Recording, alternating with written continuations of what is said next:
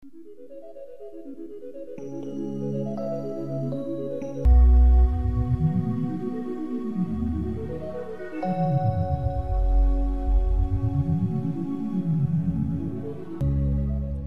American Heritage Dictionary defines faith in the following manner. Number 1, a confident belief in the truth, value, or trustworthiness of an idea.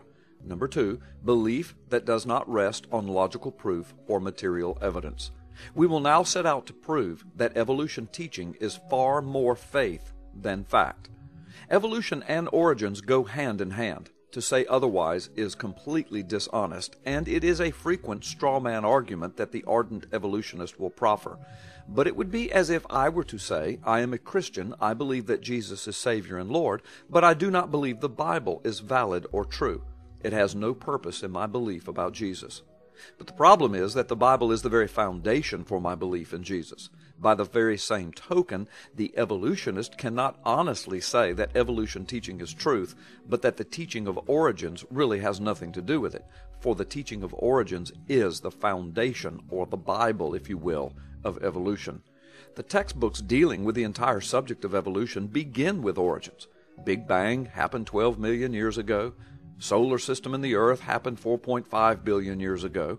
Then there was a primordial soup, out of which arose a single-cell organism, out of which came multicellular organisms, and then eventually flatworms, and flatworms to the ancient fish, and fish to amphibians, and amphibians to reptiles, and one of the three branches of reptiles became the mammals, and then eventually one of those mammals became our common ancestor with the chimps, and then eventually man is here. And all of this happens over millions of years. The theory of origins and evolution clearly states that all of life had as a common ancestor single-cell organisms. These, rather accidentally and non-purposely, came into existence over millions of years through the magical process of chemicals mixing in just the right amounts and sequences because of other accidental, non-purposed, random energy input sources like lightning and ultraviolet radiation. So why is evolution a faith? Let's address the foundational elements of evolution and origins teachings. The origin of the universe. How did it come about? Well, we don't know. There are many theories. The Big Bang is one of them, but they are disputed theories even among evolutionists. How about the origin of our own solar system? When, how, why? We don't know. There are many theories, but we don't know. How about the origin of water, the most plentiful substance on earth and absolutely necessary for the sustaining of all of life? When did it get here? How did it get here? And why did it get here? And why only on our planet as far as we know? We don't know. There are many theories, and it's quite the conundrum to the evolutionist. How about the origin of first life? How did something go from non-living to living? We don't know. There are several theories. It does not happen now without intelligent, purposed input. We know that. How about the origin of this simple life into the first complex life? We don't know. Evolutionists will tell you there are several theories, but they don't know. How about the origin of sexuality and reproduction, the first male, the first female, the reproductive systems and their interconnectivity with other systems? How did all of that happen? We don't know. How about the origin of complex life systems like sight, the brain, the heart, circulation, the immune system, the endocrine system, the digestive system? We don't know. There are theories, several of them, but we have no conclusive evidence of how it came to be. How about the origin of man's universe of uniqueness? There's nothing out of the millions of species of life that even compares with the uniqueness and intelligence of man. How did that happen? We don't know. There are theories, but we don't know.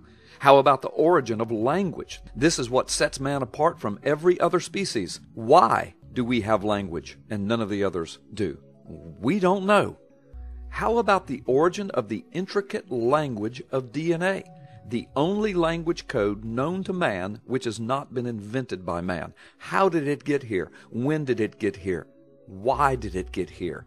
We don't know. Well, what are the facts of evolution? What do we know for certain within evolution study?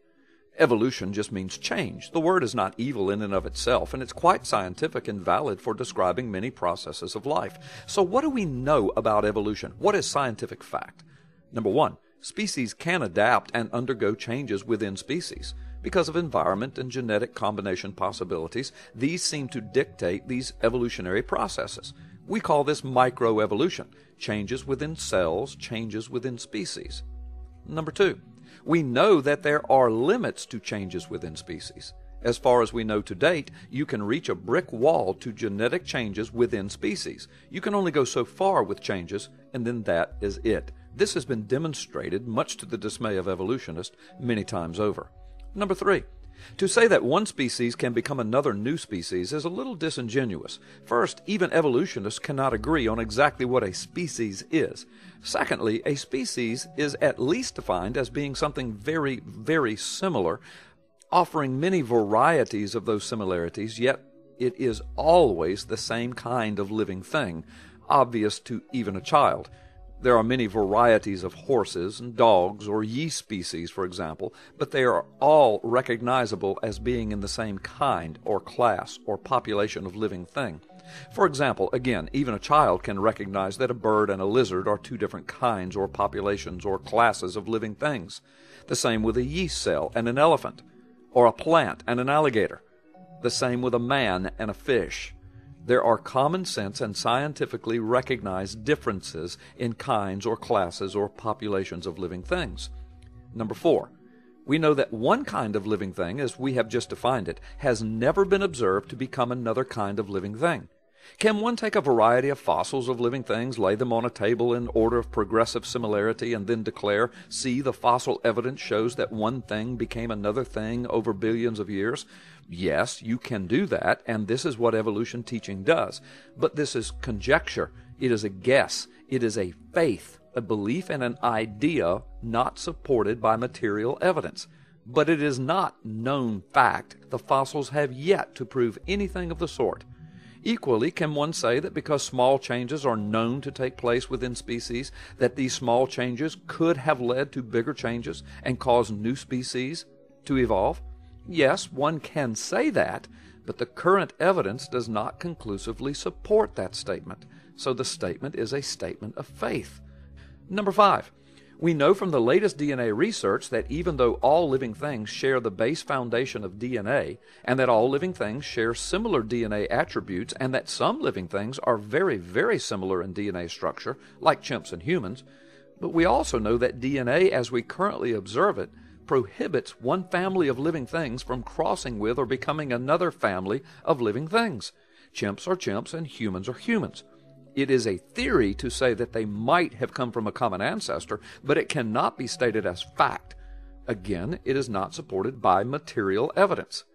Just as plausible scientifically is the theory that the chimp and the man might have had a common creator who is using common building blocks. From the beginning of the universe to man, how did it happen? We don't know. Are there theories or guesses? Yes. Do some hold scientific validity? Yes. Does scientific validity connote absolute proof? Certainly not. If it does, then we can claim that scientific validity is absolute proof of an intelligent designer, for there certainly are some scientifically valid indications for that theory as well.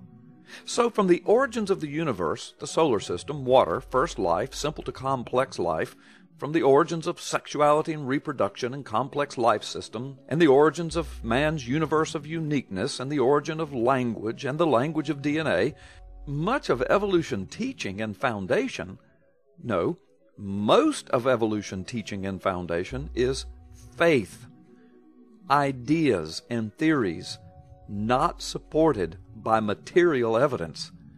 It is not fact. And this is an indisputable, indefensible fact.